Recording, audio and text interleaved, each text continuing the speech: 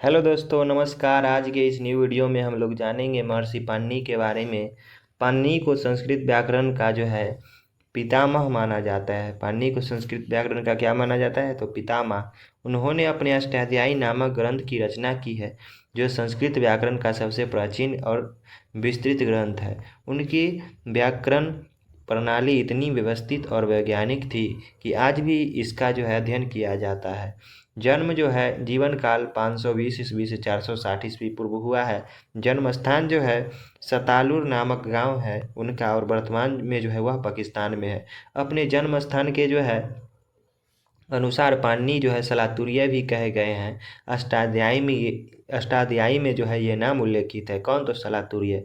माता का नाम दाक्षिता, पिता का नाम पाणिन और गुरु का नाम उपवर्ष था। ठीक है। एक ही सूची यानी कि एक सूची धातु पाठ की थी, जिसे पाणिनि ने अष्टाध्यायी से अलग रखा था।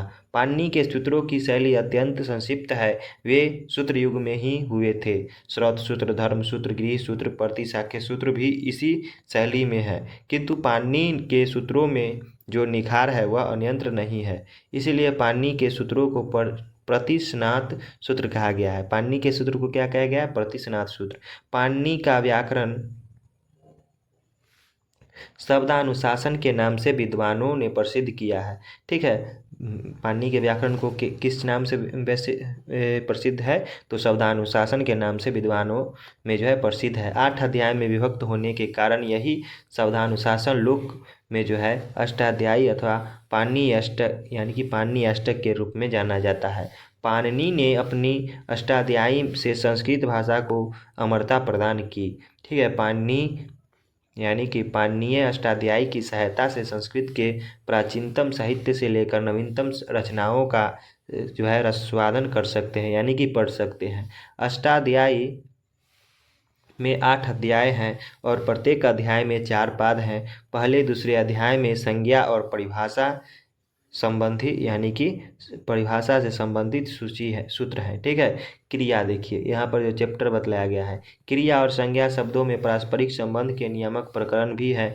जैसे क्रिया के लिए आत्मपदेन, परस्मय पद का प्रकरण एवं संज्ञाओं के लिए विभक्ति समास आदि। तीसरे, चौथे और 5वें अध्याय में सब प्रकार के प्रत्ययों का विधान है। तीसरे अध्याय में धातुओं में प्रत्यय लगाकर कृदंत शब्दों का निर्वचन है, और चौथे तथा 5वें अध्याय में संज्ञा शब्दों में प्रत्यय जोड़कर बनाए गए शब्द यानी कि संज्ञा का विस्तृत निर्वचन किया गया है, यानी कि विवेचन किया गया है।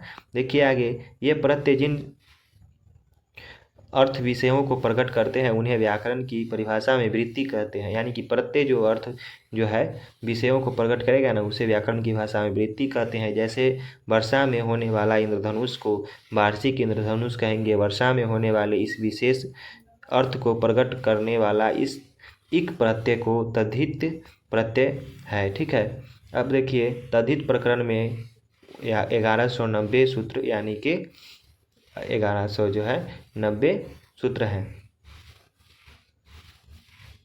कृदंत प्रकरण में जो है 600 यानी कि 31। कृदंत प्रकरण में कितना? 631। इस प्रकार कृदंत तद्धित प्रत्ययों के विधान के लिए अष्टाध्यायी के 1821 अर्थात आधे से जो है कुछ ही कम सूत्र हैं। ठीक है। भाष्यकार ने पाणिनि को प्रमाणभूत आचार्य, मांगलिक आचार्य, सहृदय भगवान आदि से संबोधित किया है। उनके अनुसार पाणिनि के सूत्र में एक भी शब्द यानी कि अनर्थक नहीं हो सकता, और पाणिनीय शास्त्र में ऐसा कुछ नहीं जो निरर्थक हो। पाणिनि का संस्कृत व्याकरण 4 भागों में है। महेश्वर सूत्र यानी कि स्वरशास्त्र, अष्टाध्यायी या सूत्रपाठ, शब्द विश्लेषण। ठीक है। धातु पाठ यानी कि धातु मूल। ठीक है। गण पाठ। पतंजलि ने पाणिनि के अष्टाध्यायी पर अपनी टिप्पणी लिखी, जिसे महाभाष्य कहते हैं। पाणिनि ने जो है वर्ण या वर्णमाला को 14 प्रत्याहार सूत्र में बांटा है। ठीक है। उनके अनुसार पाणिनि के सूत्र में एक भी ऐसा शब्द नहीं है जो अनर्थक हो सकता है। ठीक है। और पाणिनि में जो है ऐसा कुछ भी नहीं है जो निरर्थक हो। ठीक है। पाणिनि का संस्कृत व्याकरण 4 भागों में है, ये तो बतला ही दी है। ठीक है। पाणिनि ने वर्ण या वर्णमाला को 14 प्रत्याहार सूत्रों में बांटा है, और उन्हें विशेष क्रम में जो है विशेष क्रम देकर 42 प्रत्याहार सूत्र बनाए हैं। यदि अष्टाध्यायी के अक्षरों को गिना जाए तो उसके जो है 3000 जो है 9 यानी कि 3995 सूत्र एक सहस्त्र श्लोक के बराबर होते हैं। पाणिनि को 2 साहित्यकार रचनाओं के लिए भी जाना जाता है, यद्यपि वे अब प्राप्य नहीं है। ठीक है, यानी कि वो अभी प्राप्त नहीं है। जम्बवती विजय आज एक अप्राप्य रचना है, जिसका उल्लेख राजशेखर नामक व्यक्ति ने जोहन्न की सूक्ति मुक्तावली में किया है। इसका एक भाग रामयुक्त की नामी लिंग अनुशासन की टीका में भी मिलता है। आगे देखिए, राजशेखर ने जघम्मन की सूक्ति मुक्तावली में लिखा है, नमः पाणिनीय तस्मै यस्मादाविर्बुधिः आदौ व्याकरणं काव्यमनु जाम्बवती जयम, अर्थात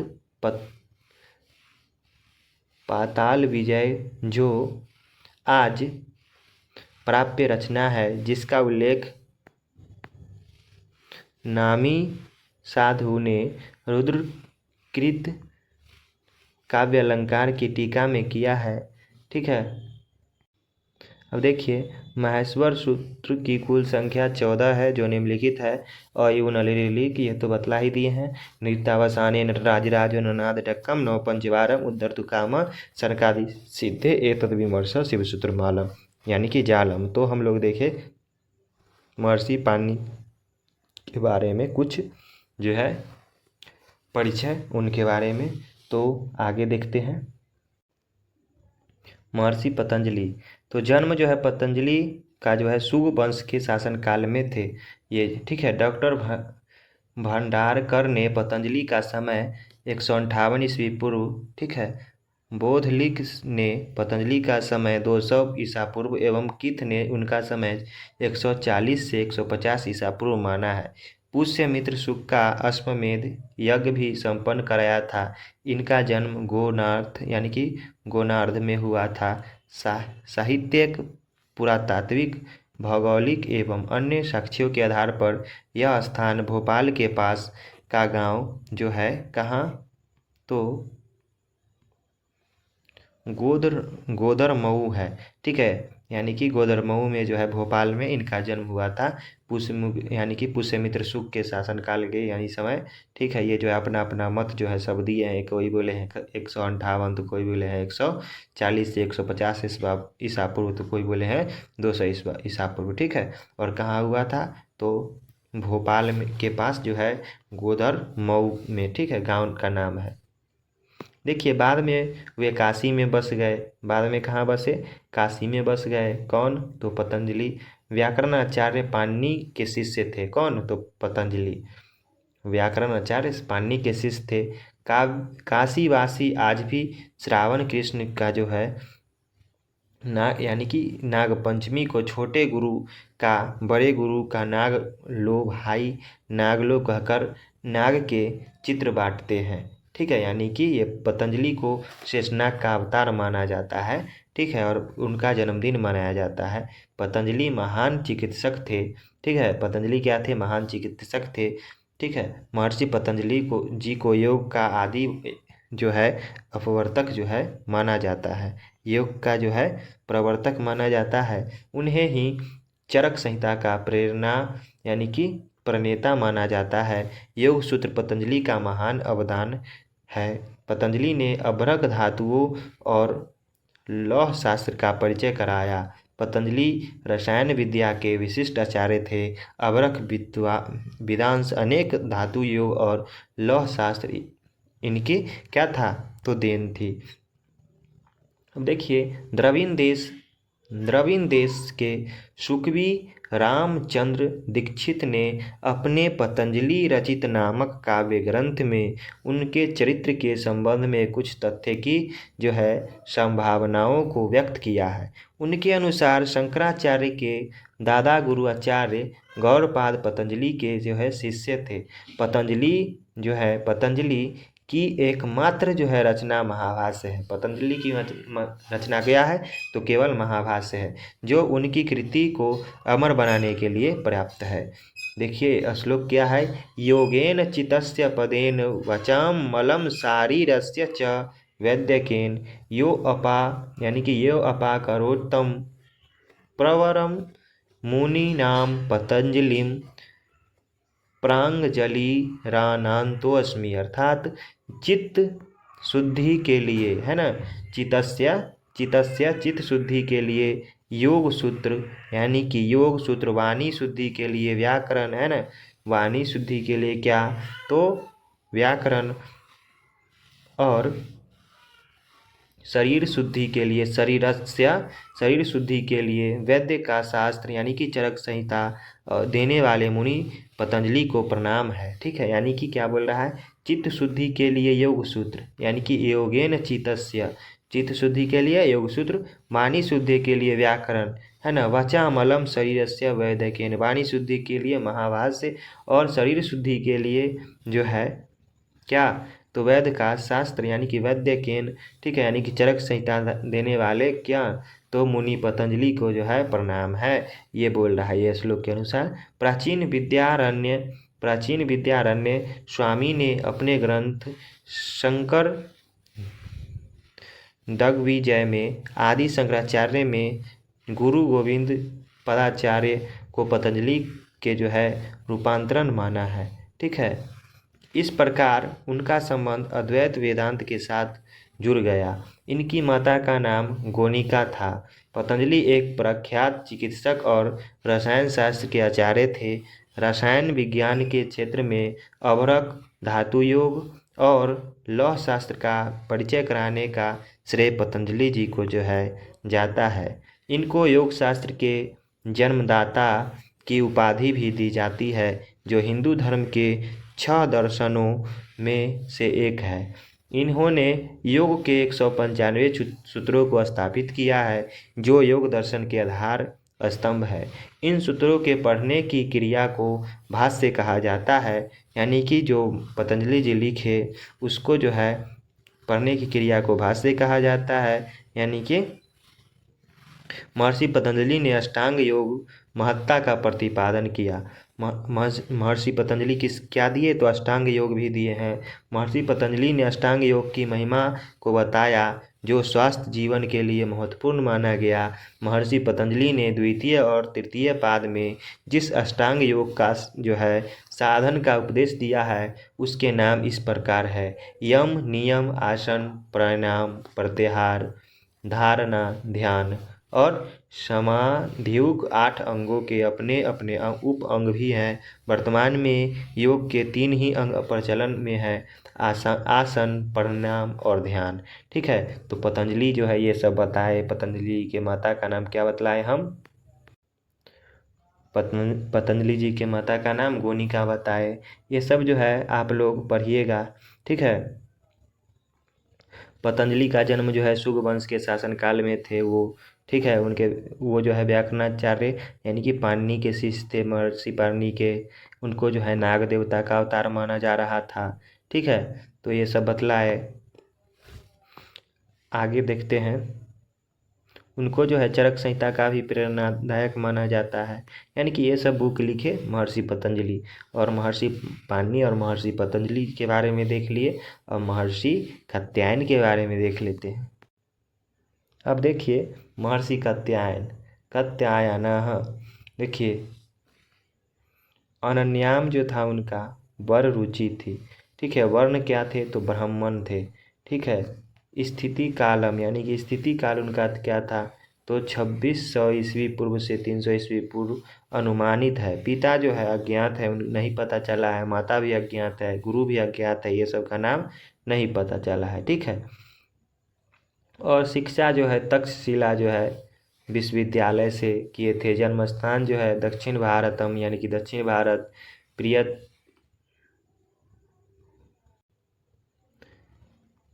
जन्म स्थान कहाँ था? तो दक्षिण भारत।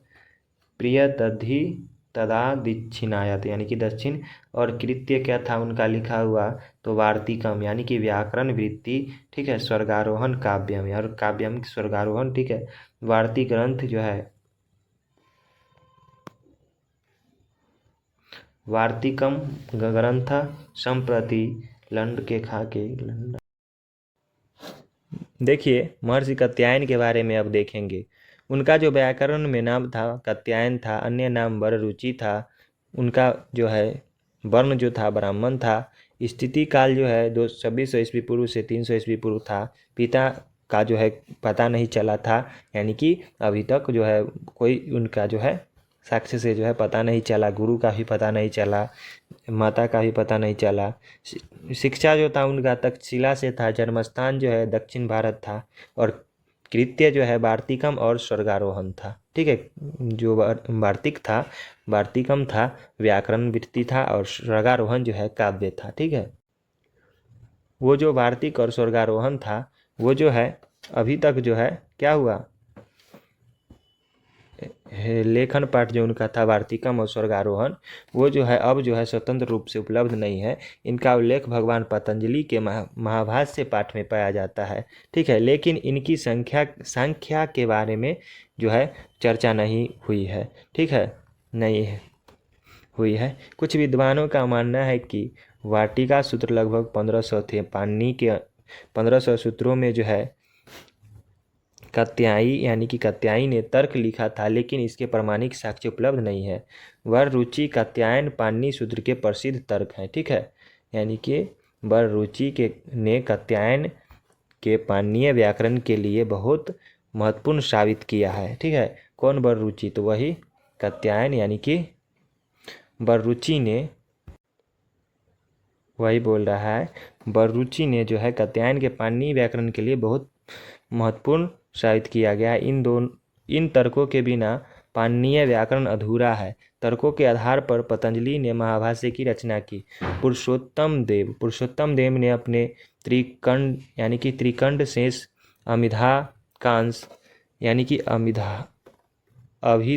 अभिध कांसा में कात्यायन के इन नामों का उल्लेख किया है: कट्या, पर, वसु, मेधजीत और वरारुचि। कथा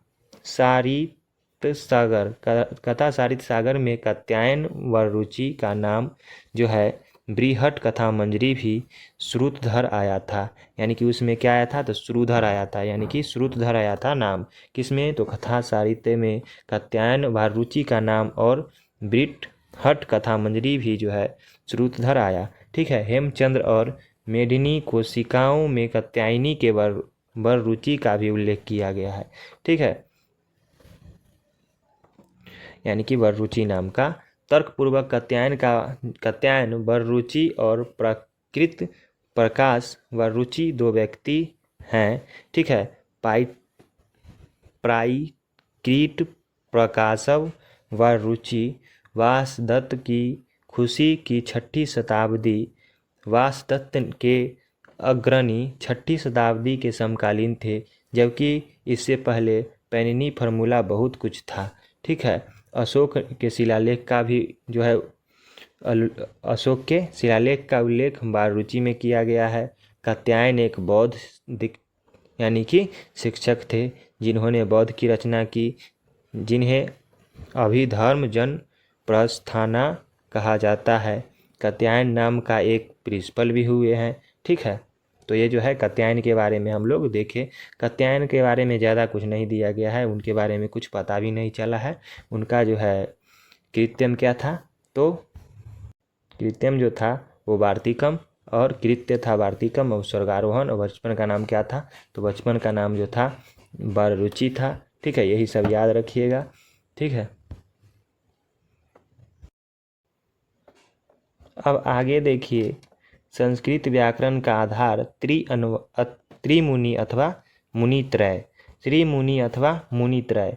व्याकरण शास्त्र में पाणिनि, कात्यायन तथा पतंजलि को त्रिमुनि अथवा मुनित्रय कहा जाता है।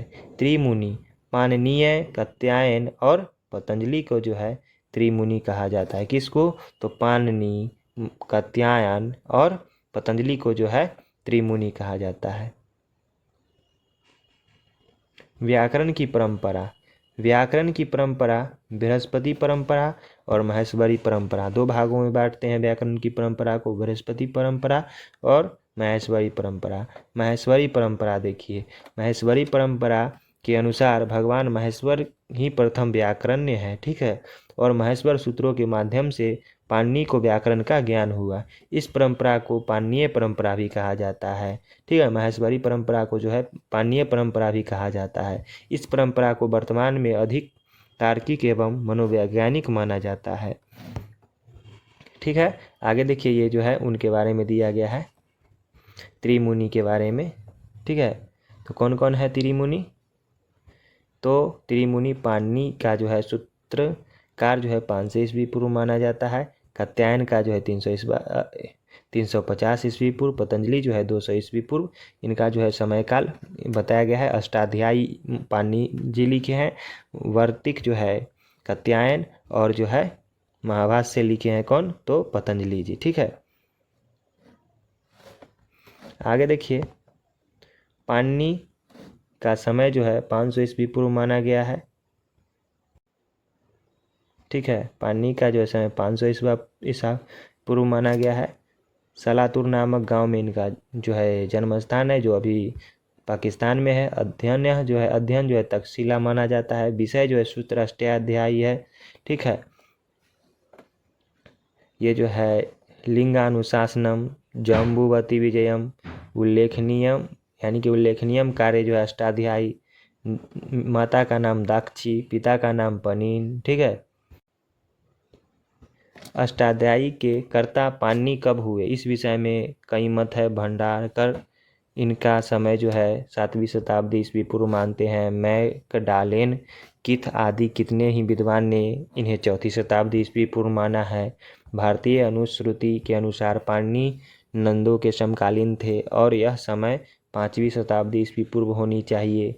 पाणिनि में शतमान, यानी कि विसंगतिक और कार्षपन आदि जिन मुद्राओं का जो है एक साथ उल्लेख है, उनके आधार पर एवं अन्य कई कारणों से हमें पाणिनि का यही समीचीन जान पड़ता है, ठीक है। 14 माहेश्वर सूत्र की उत्पत्ति जो है भगवान नटराज के द्वारा किए गए तांडव नृत्य से मानी जाती है। नृत्यावसाने नटराज राजो ननाद ढक्कम नौ पंचवार बुद्धर्तु काम सनकादि सिद्धे एतद विमर्श शिव सूत्र जालम, ठीक है। ये जो है 14 सूत्र दिए थे। प्रसिद्ध है कि महर्षि पाणिनि ने इन सूत्रों को जो है देवादिदेव शिव के आशीर्वाद से प्राप्त किया, जो कि पाणिनीय संस्कृत व्याकरण का आधार बना। ये जो है ये सूत्र जो है 14 दिया गया है यहाँ पे। अब देखिए, अष्टाध्यायी जो है प्रथम सूत्र जो है वृद्धिराज, यानी कि वृद्धिरादैच है, और अंतिम सूत्र जो है पाणिनि का अ है, ठीक है। प्रथम सूत्र वृद्धिरादैच है और अंतिम अ है। देखिए यहाँ पे अष्टाध्यायी महर्षि पाणिनि द्वारा रचित संस्कृत व्याकरण का एक अत्यंत प्राचीन ग्रंथ है, ठीक है। और 14 माहेश्वर सूत्र इसमें है और 3978 सूत्र लगभग माना जाता है पूरा।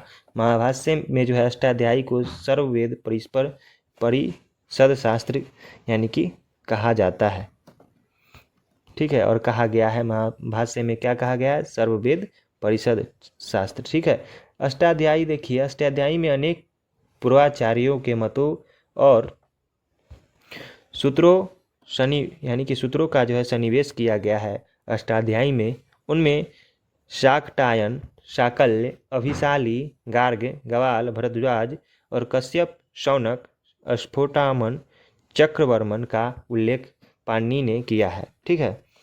आगे देखिए कात्यायन के बारे में। 3 मुनि होते हैं त्रिमुनि में, कात्यायन, पतंजलि और पाणिनि। तो कात्यायन का देखिए समय जो है 350 ईस्वी पूर्व माना जाता है, और दूसरा नाम जो है वर रुचि है। अष्टाध्यायी पर महामुनि कात्यायन का जो है विस्तृत वार्तिक ग्रंथ है। लगभग 1500 ईस्वी यानी कि 1500 सूत्रों पर 4000-5000 वार्तिक है। 836 वार्तिक वर्तमान में जो है व्याकरणीय सिद्धांत कौमुदी में प्रचलित है।